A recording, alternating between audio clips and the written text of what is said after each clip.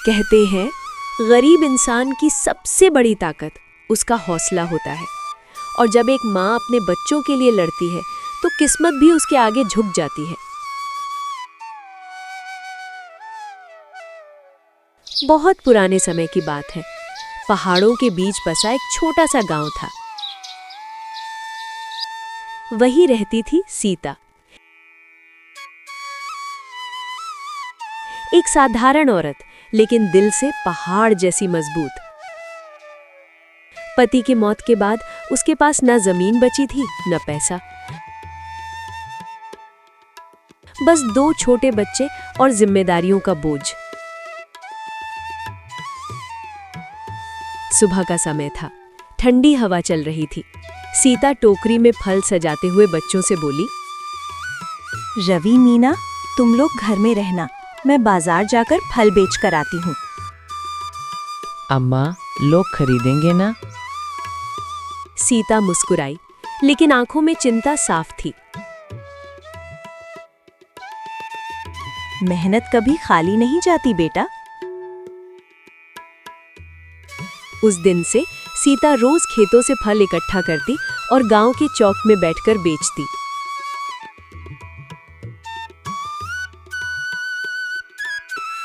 धीरे धीरे लोग उसी के पास आने लगे, क्योंकि उसके फल ताजे होते थे और वो गरीबों को कम दाम में भी दे देती थी। सीता, तेरे फल सबसे मीठे होते हैं। मीठे नहीं बहन, मेहनत के हैं। सीता के सारे फल बिक गए और वो घर की ओर निकल पड़ी। बच्चों के लिए अनाज आने लगा।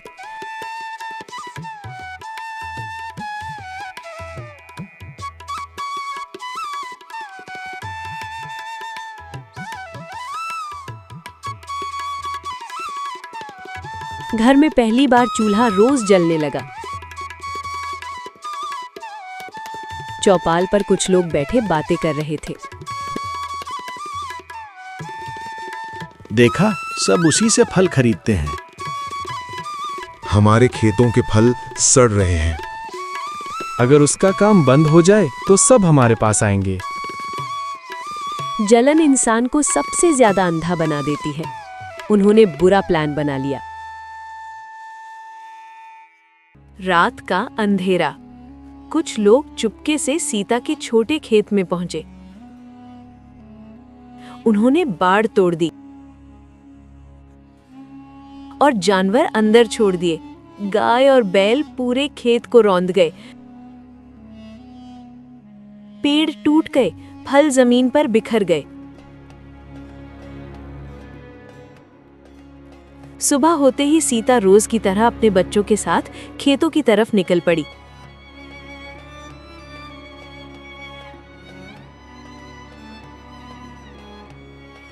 सीता जैसे ही खेत पहुंची, सब नजारा देखकर उसकी आंखों से आंसू निकल पड़े और वो जमीन पर बैठकर रोने लगी। मेरे बच्चों का क्या होगा? अम्मा, अब हम क्या करेंगे? सीता कुछ देर चुप रही, फिर धीरे बोली, रोने से खेत नहीं उगते, मेहनत से उगते हैं।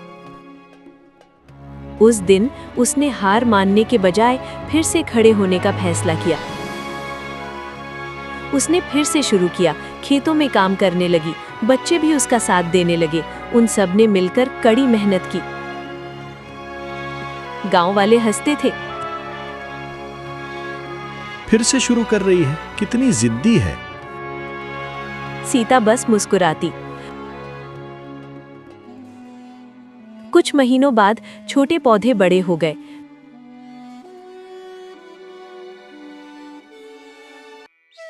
इस बार फल और भी अच्छे थे।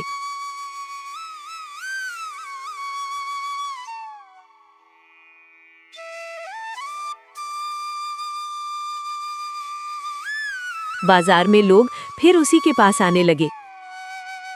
जिसने इसके खेत खराब किए थे, भगवान ने उसके खेत सुखा दिए। सब चुप। जलने वाले लोग शर्मिंदा हो गए।